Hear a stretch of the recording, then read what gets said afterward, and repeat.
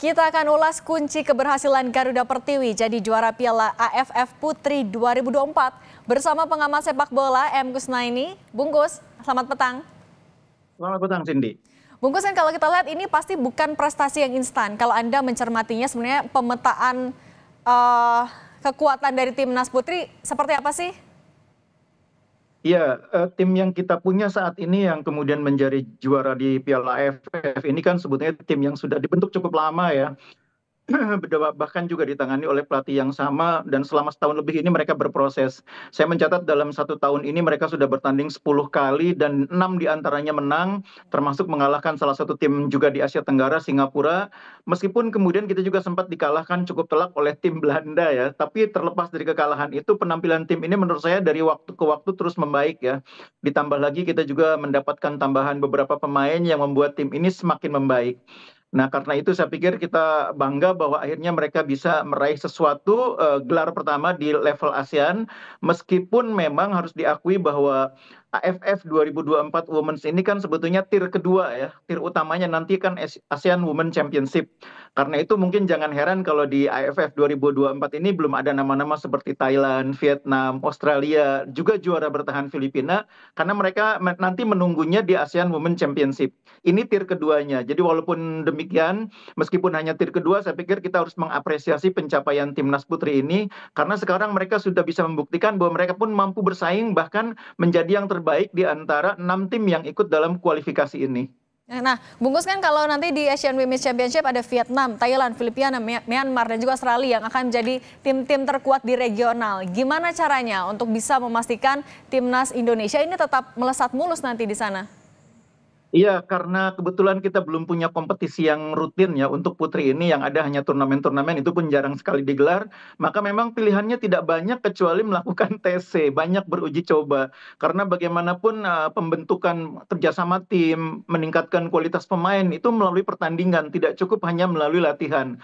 Karena itu saya berpikir harusnya kemenangan di AFF kali ini jadi momentum bagi federasi untuk tidak berlama-lama mengimplementasikan atau merealisasikan terwujudnya Liga 1 Putri ya. Ini momentum saya pikir bagi federasi untuk dengan segala kesulitan yang kita pahami memang masih ada di sepak bola Indonesia, tapi kehadiran liga itu tidak bisa dihindari. Karena tanpa adanya liga, pemain-pemain ini kesulitan untuk mengembangkan kemampuan mereka, untuk mengukur hasil latihan, dan hanya bergantung kepada TC yang itu pun menurut saya sebetulnya high cost juga, karena TC berulang-ulang itu kan di samping menyulitkan bagi jadwal pemain juga high cost. Lebih bagus kalau mereka punya kompetisi, karena dengan kompetisi itu akan lebih banyak yang bisa dilibatkan dan mereka pun lebih mampu mengukur hasil latihan, lebih bisa melihat perkembangan kemampuan mereka dari pekan ke pekan.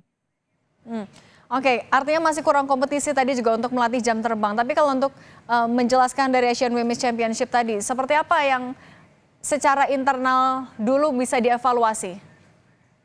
Iya, yang pertama menurut saya tim ini bermain sudah lebih baik ya dibanding ketika kita melihat mereka beberapa bulan yang lalu ya. Saya melihat perkembangannya cukup baik, power pemain juga sudah semakin baik. Karena di Putri itu power penting ya, karena bobot shooting itu akan cukup menentukan ketika kita berhadapan dengan lawan-lawan. Nah, kita melihat dalam AFF ini beberapa pemain kita bobot shootingnya sudah cukup baik ya, entah itu Claudia Suneman, entah itu Reva, begitu juga dengan Sari, pemain yang juga cukup penting perannya di dalam tim, itu sudah memiliki bobot shooting yang cukup baik, sudah menjadi pemain yang mampu menciptakan serangan-serangan berbahaya, shooting-shooting berbahaya. Ini kan perkembangan yang didapat sesudah melalui banyak proses latihan, proses TC, proses uji coba ya. Cuma memang kita harus lebih meningkatkan level lagi kalau kita nanti main di level ASEAN Women Championship, karena pemain-pemain yang berasal dari negara lain itu memiliki banyak yang punya kompetisi ya. Kita sudah melihat bagaimana waktu kita lawan Hong Kong ya. Hong Kong itu 2 kali kita ketemu, kita dua-duanya kalah. Karena pemain-pemain Hong Kong itu sudah rutin berkompetisi, bobot powernya itu kelihatan berbeda ketika syuting dibanding pemain kita. Nah, nanti kita akan menghadapi misalnya juara bertahan Filipina. Pemain Filipina itu reguler berkompetisi, sebagian besar bahkan ikut kompetisi di Amerika ya, karena sebagian kan bermain sebagai mahasiswa di Amerika, mereka masih menempuh pendidikan di sana dan berkompetisi di Amerika itu kan cukup baik untuk sepak bola putri. Sementara kita kan praktis tidak ada kompetisi putri. Nah, Jadi memang mau tidak mau kita harus meningkatkan level mereka dengan memperbanyak pertandingan melalui uji coba. Nah, soal kompetisi itu artinya apa sebenarnya kesulitannya? Uji coba dalam waktu dekat masih bisa dilakukan menuju Asian Women's Championship itu?